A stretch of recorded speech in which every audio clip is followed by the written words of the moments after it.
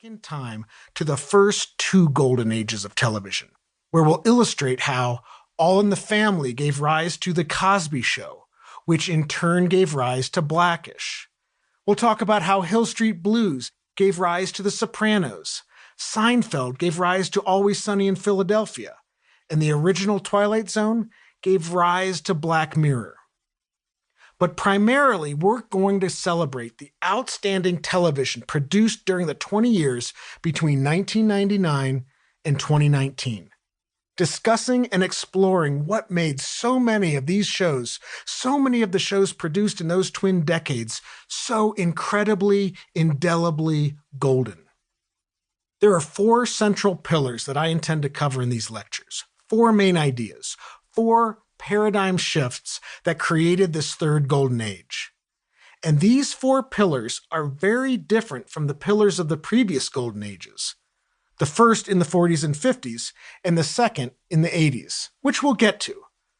But in this lecture, we're celebrating the third golden age, or the G3 as I'm going to call it, because seriously, you'll go crazy if I keep saying the third golden age of television too many times. So the G3. The G3 has four central ideas that shifted the paradigm of what television was previously into what television is today, or at least was until November 2019, when technology ironically killed the goose that laid this golden age.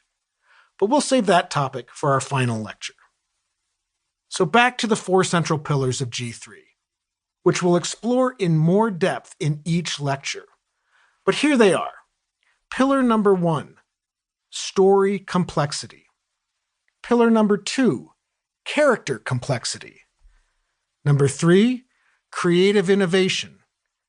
And 4, creative maturity. One more time.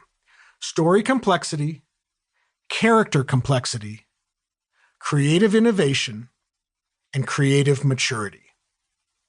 Now, each pillar has two parts, an A and a B.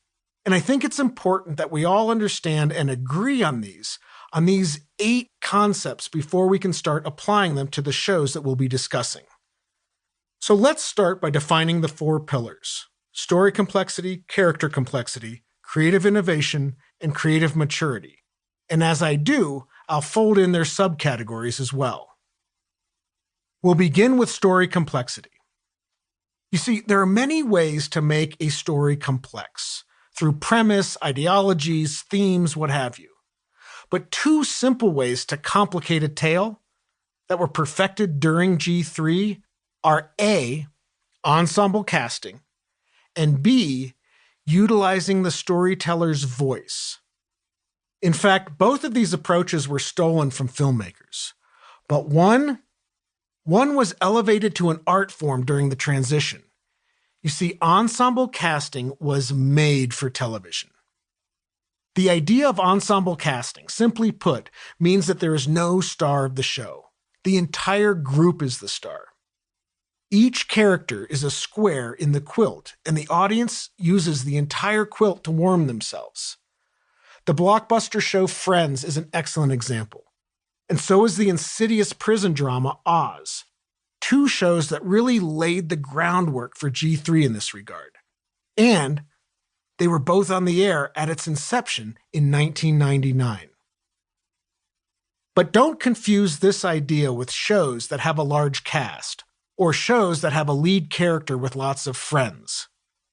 Seinfeld, for instance, which isn't part of the G3, by the way, because it ended in 98, Seinfeld has 4 characters that each receive relatively equal weight, but it's still Jerry's show. I mean, come on, it's called Seinfeld, and every character revolves around Jerry, whether they're complaining to him or confiding in him or listening to his jokes.